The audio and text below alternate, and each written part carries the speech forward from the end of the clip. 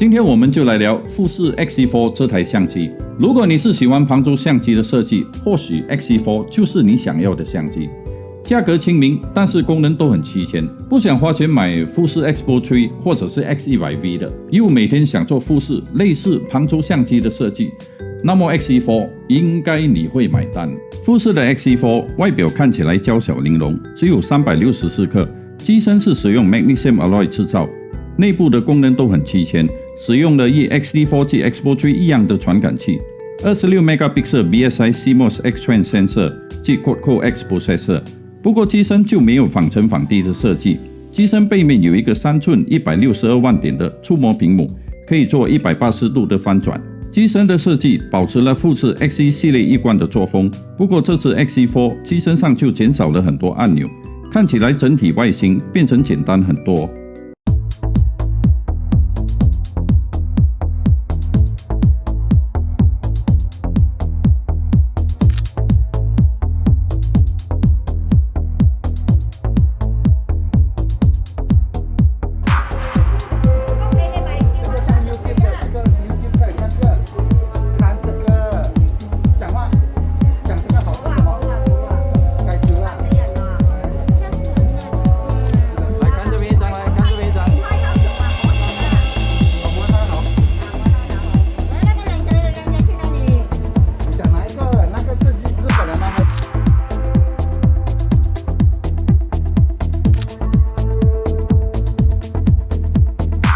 X-4 机身没有手柄，必须另外购买。我觉得富士走这个策略是对的，因为不是每个人都需要手柄，有些人就喜欢简单的设计。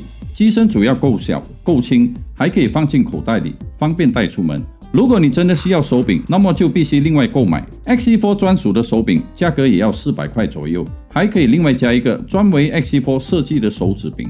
我反而比较喜欢这个手指柄 Thumb Grip， 不会增加整体的重量及体积。加了手柄，机身就比较突出一些。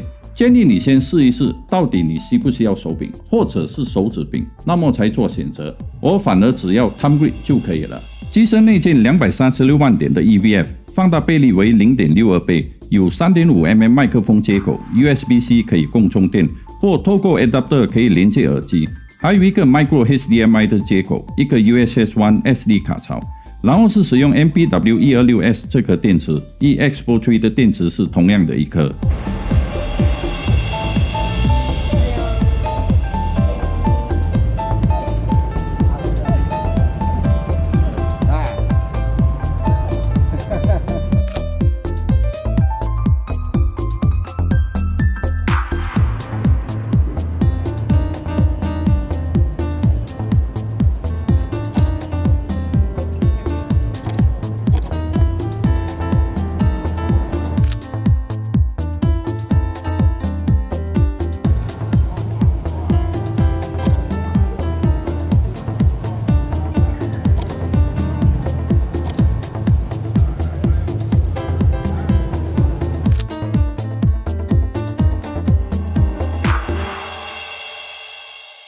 X-4 的最低 ISO 从前一代的 X-3 的 ISO 200调整到 ISO 160，最高快门速度是保持在4000分之一秒。如果使用电子快门连，那么最高快门就可以达到32千分之一秒，连拍速度是每秒8张。如果使用电子快门连，那么每秒连拍